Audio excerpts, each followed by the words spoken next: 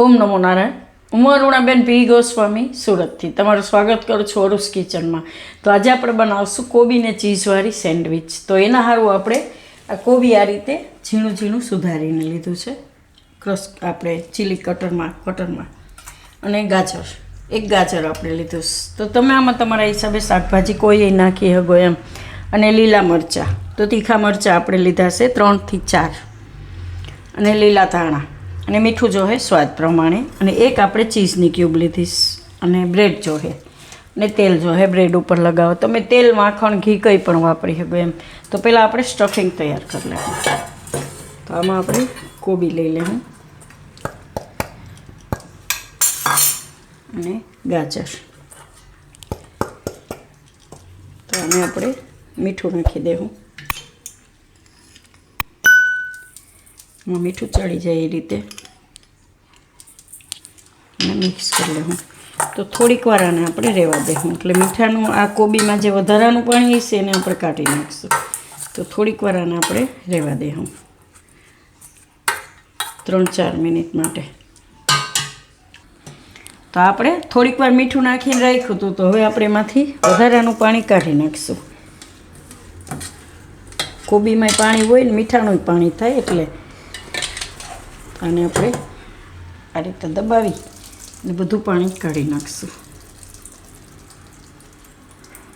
ઘણું બધું પાણી નીકળે આ રીતનું.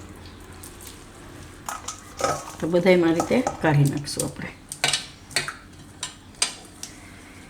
કેટલું બધું પાણી નીકળે છે.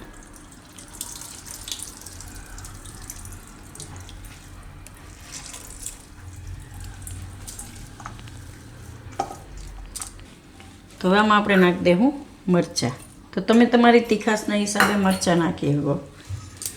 લીલા ધાણા થોડાક, અને ચીઝ. તો આમાં છીણીને ચીઝ નાખી દેવું બધું.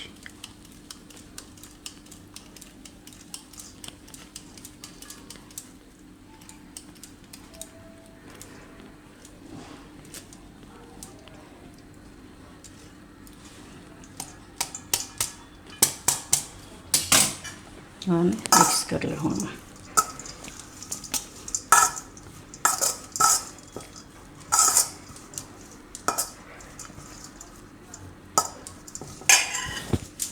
હવે આપણે આ બ્રેડ લઈ ને એમાં આપણે સ્ટફિંગ રાખશું.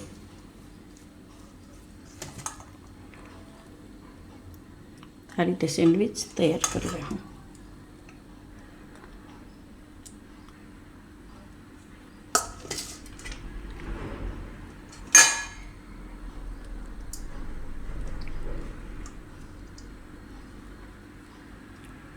ઉપર બીજી બ્રેડ રાખી લેવું.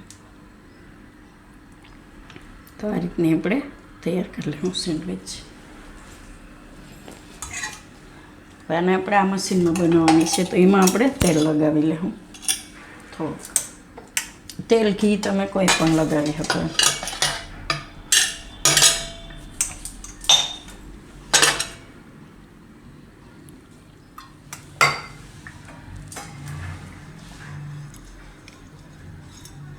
એકદમ મસ્ત બને છે. આમાં બે બાજુ ઉપર નીચે તેલ લગાવી લેવું, અને સેન્ડવિચને આમાં રાખી દેવું.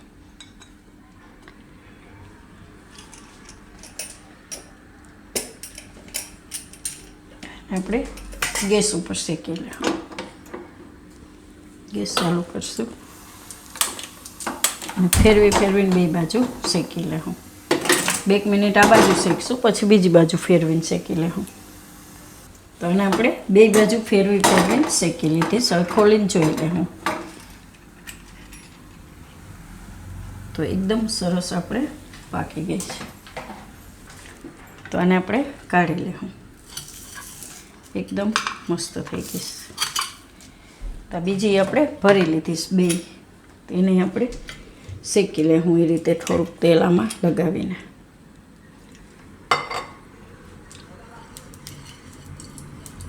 તો ત્રણેય આપણે બનાવી લીધી છે એકદમ સરસ કડક ને એવી.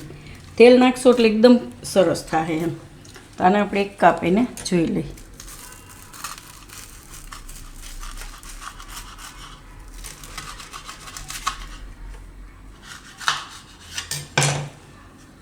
તો એકદમ સરસ થઈ ગઈ સેન્ડવિચ આપણી.